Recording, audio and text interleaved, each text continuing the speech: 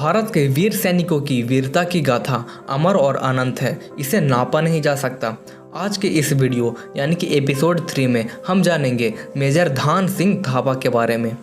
जब नवंबर 1961 में चीनी सैनिकों की गतिविधियां लद्दाख के करीब बढ़ने लगी, तब भारतीय सेना के साथ साथ सरकार को भी चीन के साजिश के बारे में पता लगने लगा। लेकिन किसी को अंदाजा नहीं था कि बात जंग तक बढ़ जाएगी। कुछ ही दिनों में चीनी सैनिकों ने पक्की सड़क सैन्य पोस्ट लद्दाख बॉर्डर के करीब बना लिया और भारी मात्रा में गोला बारूद भी जमा कर लिए। क्योंकि उस समय सैटेलाइट जैसा आधुनिक सुविधाएं नहीं थी, इसलिए भारतीय सेना को इन सब बातों का सही जानकारी नहीं था। लेकिन उन्हें ये तो पता चल गया था कि चीन कोई छोटी मोटी हलचल तो जरूर कर रहा है। इसलिए फॉरवर्ड पॉलिसी के तहत भारतीय सेना ने पेट्रोलिंग के बीच लद्दाख में अपने पोस्ट बना लिए ताकि चीन की तरफ से किसी भी घुसपैठ को रोका जा सके। लद्दाख की चौकियों में एक चुशुल भी था, जो कि एक हवाई पट्टी है जहां AN-12 जैसे एयरक्राफ्ट उतर सकते हैं। चुशुल में भारतीय सेना ने सिरिजाप 1 और सिरिजाप 2 के नाम से 3 पोस्ट बनाए। अक्टूबर 1962 में जंग शुरू होने के कुछ दिन पहले सिरिजाप पोस्ट पे गोरखा राइफल्स को डिप्लॉय कर दिया गया। दुर्भाग्य से इन पोस्ट पे जाने का कोई भी जमीनी रास्ता नहीं था, जिससे सूचनाओं का आदान प्रदान सही से नहीं किया जा सकता था। पेंगोंग लेक ही एकमात्र रास्ता था जहां से सैनिक दूसरे भारतीय चौकियों की ओर जा सकते थे।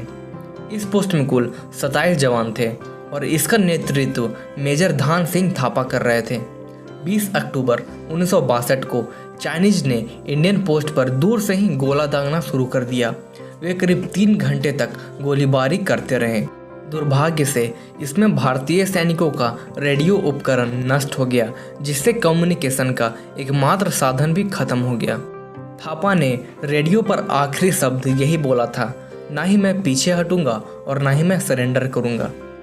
आर्टिलरी फायरिंग के कवर में चीनी सैनिक भारतीय पोस्ट के काफ़ी करीब आ गए। वे भारतीय पोस्ट से महज 100 मीटर की दूरी पर ही थे। तभी आर्टिलरी फायरिंग रुक गई और चीनी आगे बढ़ने लगे। भारत के कई जवान आर्टिलरी फायरिंग में शहीद हो गए थे और कई घायल। चीनी सैनिक को आगे बढ़ता देख घायल सैनिक खड़े हो गए। ध्यान सिंह थापा तेज आवाज में गरजे, अगर हमें मरना ही है तो साथ मरेंगे, लेकिन मरने से पहले कुछ चीनी सैनिक को भी मार कर जाएंगे।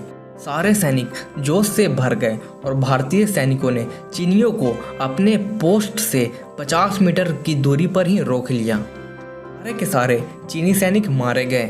जब ये खबर चीनियों ने सुना तो उनके होश उड़ गए और उन्होंने फिर से आर्टिलरी फायरिंग शुरू कर दी और इस बार वो और भी ज़्यादा बड़े गोले का इस्तेमाल कर रहे थे। भारतीय सैनिकों के पास इस आर्टिलरी फायरिंग के जवाब देने के लिए कोई हथियार नहीं था। आर्टिलरी फायरिंग के कवर में चीनी सैनिक फिर से आगे बढ़ने लगे और पोस्ट के बेहद करीब आ गए। अब मुकाबला हाथ और चाकू से होने लगा और जब गुरखाज ने अपना खुखरी निकाला तो चीनी सैनिक सहम गए। एक भारतीय सैनिक ने खुखरी से 10-10 चीनियों को मार गिराया, लेकिन चीनी फौज की संख्या काफ़ी अधिक थी और उन्होंने भारतीय बंकरों को विस्फोटक से उड़ा दिया। अगले दिन भारतीय अखबार में छपा कि मेजर ध्यान सिंह थापा युद्ध में शहीद हो गए हैं। परिवार के साथ साथ पूरे देश में शोक फैल गया। परिवार को उनका पार्थिव शरीर भी नहीं मिला। उसी के बिना उनका अंतिम संस्कार किया गया और जंग में अदम्य साहस दिखाने के लिए मेजर ध्यान सिंह थापा को परम वीर चक्र मिला। लेकिन कहानी यहीं खत्म नहीं होती। जंग खत्म होने के 3 महीने बाद चीनी फौज ने उन सैनिकों का लिस्ट प्रकाशित किया जो बंदी बनाए गए थे और उनका मौत लगभग तय था।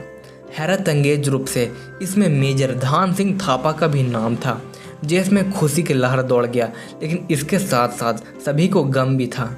मई 1963 को थापा के घर पर कोई व्यक्ति दरवाजा खटखटाता है। थापा की पत्नी दरवाजा खोलती है। दरवाजे के उस पार खड़े व्यक्ति को देखकर वे बेहोश हो जाती है, क्योंकि मेजर ध्यान सिंह थापा खुद दरवाजे पे खड़े थे। थापा पूरी चीन सेना को चकमा देकर चीन के एक जेल से भाग गए थे। इसके पीछे एक अलग कहानी है। उस दिन हर भारतीय का दिल गौरव से भर गया। भारत सरकार ने उन्हें जो मरणोपरांत परमवीर चक्र दिया था, उसमें से मरणोपरांत शब्द हटा दिया। और इसके बाद वो वापस से फिर से आर्मी में भर्ती हो गए।